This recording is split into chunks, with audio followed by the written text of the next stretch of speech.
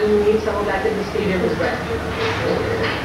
It feels like we're in RCB kingdom. See, red everywhere, and oh, so that's why the extra energy. But when you did Chennai versus RCB on the cricket team, we've been talking about game. Of course, he's been the factor, standout player in this IPL.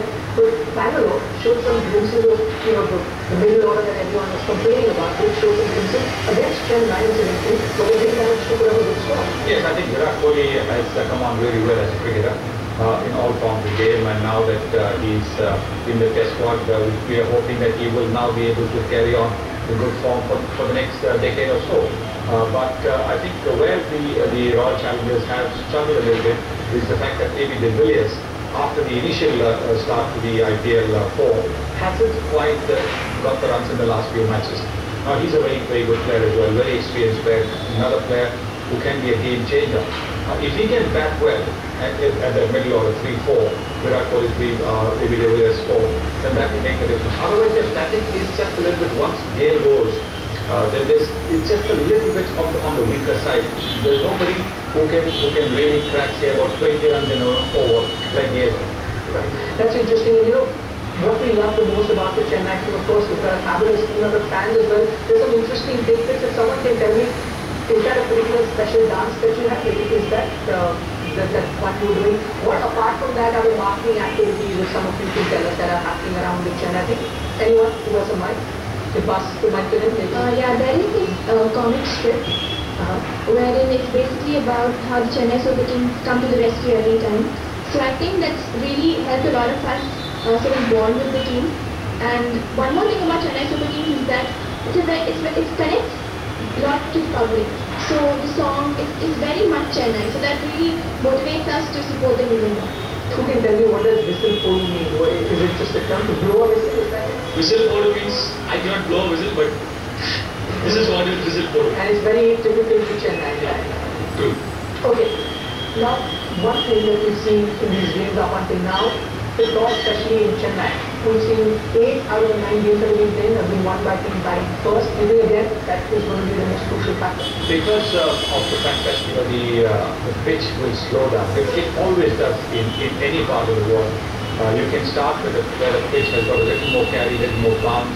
So it's a fresher pitch, and so it slows down, and therefore it becomes a little bit easier for the team batting first when the ball is coming onto the bat. When the ball is not coming onto the bat like it doesn't when it in the second innings, then it's that much more difficult to play the big shots.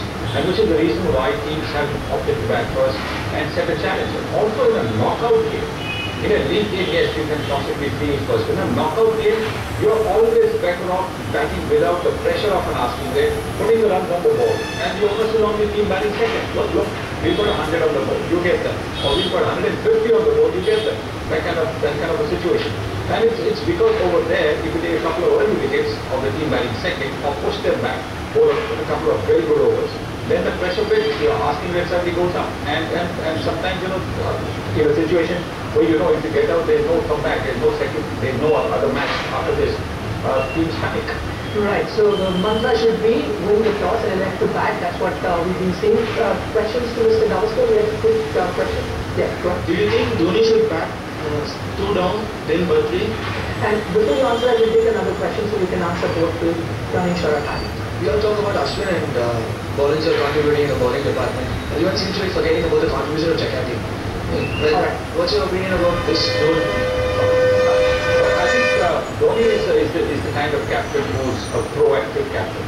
He will see what the situation is. If he feels that he needs to go ahead of Badrinath, I think he will go ahead of Badrinath. We've seen that happen in earlier matches.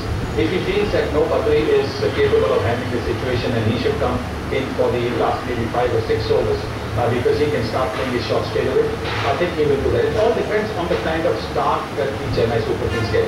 If they get off to a great start, like Haseem and Vijay get them off to a good start and Raina keeps going, then I don't think he will push himself at number 4. Then he will allow the more orthodox Badrinath to play and get his runs. And Jakarta has been definitely a bowler who's done. But the main ones, the ones that the opposition will plan for, have been Bollinger and Ashwin. Jakarta also going to Chris Gayle might actually come in his range. And maybe that's the reason why Jakarta didn't go in that first match at Bangalore, where the Royal Challengers beat the Chennai Super Kings, because they were worried that the left-hand spin with the turn for Gayle, it might come in just in his range, and therefore maybe Jakarta wasn't used by Dhoni.